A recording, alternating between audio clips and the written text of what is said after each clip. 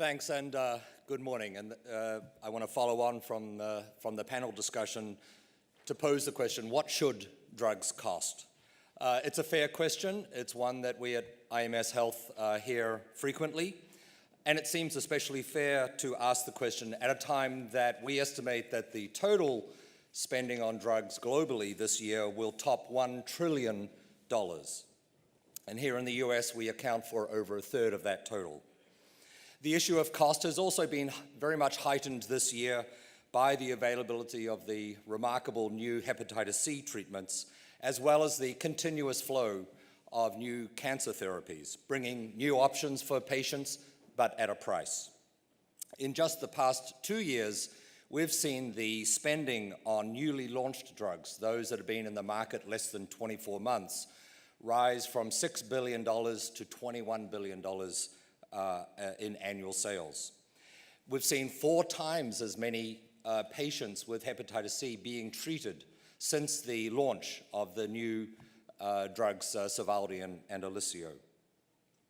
And so we see payers seeking to deny or at a minimum delay and frustrate patients gaining access to medicines their doctors may be prescribing and that would and who would benefit from them. We see payers not trusting the results of clinical controlled randomized trials to provide the basis for deciding what and when to cover drugs and at what price. We see patients, particularly in high deductible plans, not accessing necessary treatments. And we see pharmaceutical companies stepping in with copay cards or patient assistance programs, which is not exactly the way health insurance is meant to work. Is this the best we can do to answer this question? Or can big data guide us toward a more constructive and practical understanding of how much drugs should cost? The good news is the big data is here and it's getting bigger. Not only bigger, but also linked, helping improve our understanding of total patient treatments, costs, and outcomes, providing us with the ability to know which patients will benefit from which drugs and which won't. And this big data is increasingly accessible by payers and providers as well as manufacturers. Big data can allow us to better balance the needs of the risk takers in pharmaceutical discovery and development, the ones who are underwriting that $2.6 billion pre-tax industry cost per new prescription drug approval, according to the recent Tufts Center for the Study of Drug Development study, how to balance their needs, those risk-taker needs, with those of patients, payers, and the health system overall that's seeking to minimize costs, improve health outcomes, as well as patient satisfaction. So we can suggest 3 ways that big data can be used to help move us forward, helping to determine how much drugs should cost and setting the price for innovative treatments. The first way is adopting payment by use. This means different prices are paid depending on what the drug is being used for, especially with new cancer therapies, as we've already heard this morning, and biologics. We typically see a 4- to 5-fold difference in the economic value of a single drug, depending on exactly what it's used to treat. We also see similar variation in the volume of usage, again, depending on indication. So while each drug is used for many treatments of different value, currently it's typically at one single price. With big data, providers can now capture actual use by indication, and multiple reimbursement levels can be set based on the negotiated price by indication. It's not quite as easy as it sounds to implement, but it's possible. In fact, we'll be formally announcing next month the creation of a consortium of industry players to work with health systems to implement the workflow tools that can be embedded in a hospital's operating system to capture the usage information and determine payment levels accordingly. A second approach is outcomes-based payment that reflects the impact of a drug on the total care pathway. This means payment levels can be based on total savings resulting from the use of a particular drug. This is especially important with the personalized medicines, those that are used only on patients who will respond to a particular drug based on the results of a prior and specific diagnostic test. So these drugs not only bring the benefit to the patient, they're also bringing savings to the health system that doesn't have to pay for the drug to be used in non-responders, nor the costs of following up with those patients during their course of treatment. The total cost that can be avoided by using personalized drugs can now be seen by payers and providers based on big data analysis. And they can be the basis for negotiating with manufacturers on what the price of those drugs should be. The third approach is conditional approval linked to conditional pricing.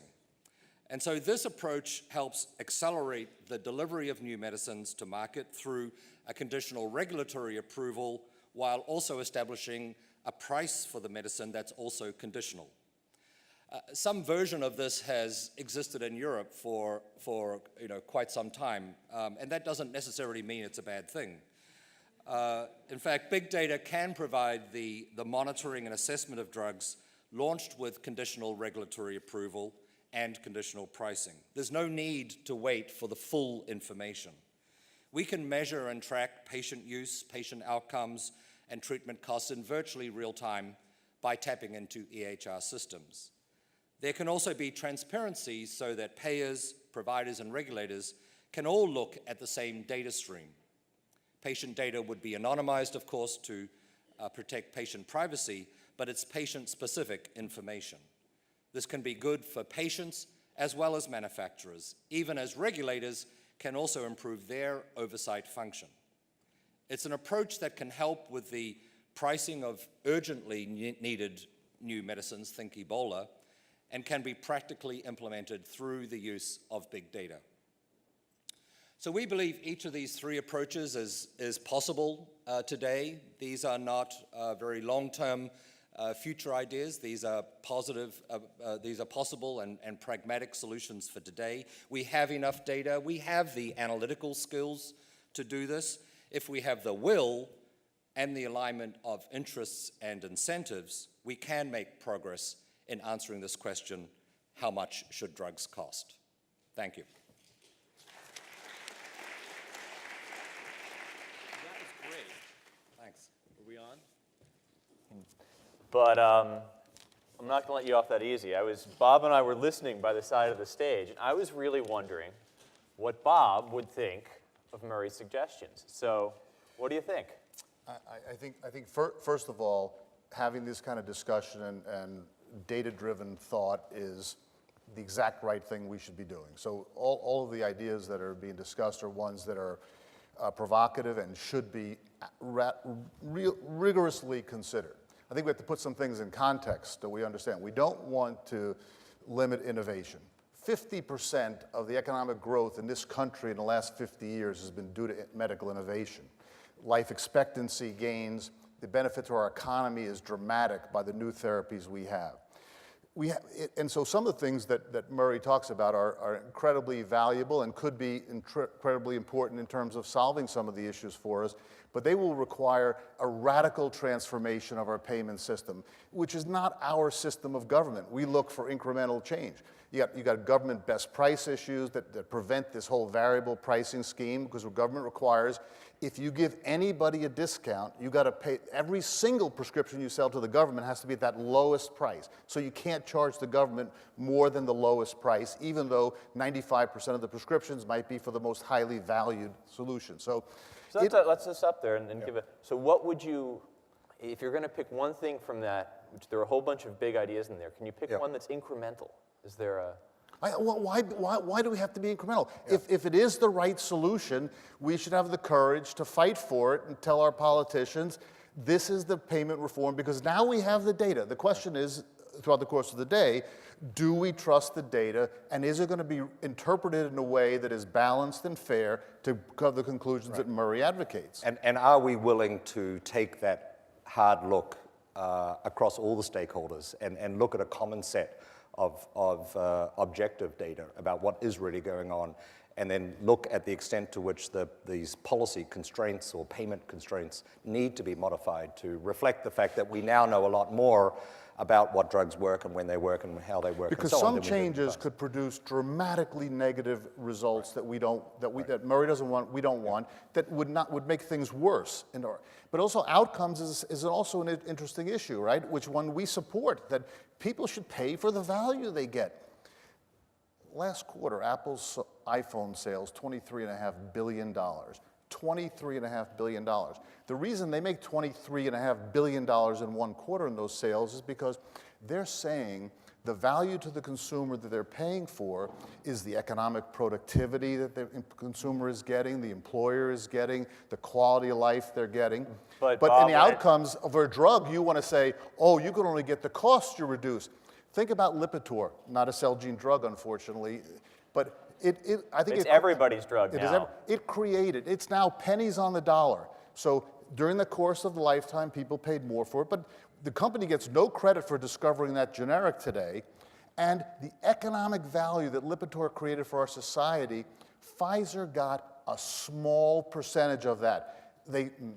So you can argue, so when you want to talk about outcomes, we're glad to talk about outcomes, but let's talk about it as the whole economy, how outcomes are paid for in our society. Why should we be discriminated when we make great inventions and cure things, that we should get the benefit of the economic gains that are attributed, or a small percentage of that benefit? So all these measures we're completely supportive of, but we're going to need a revolution to really make some of these things happen.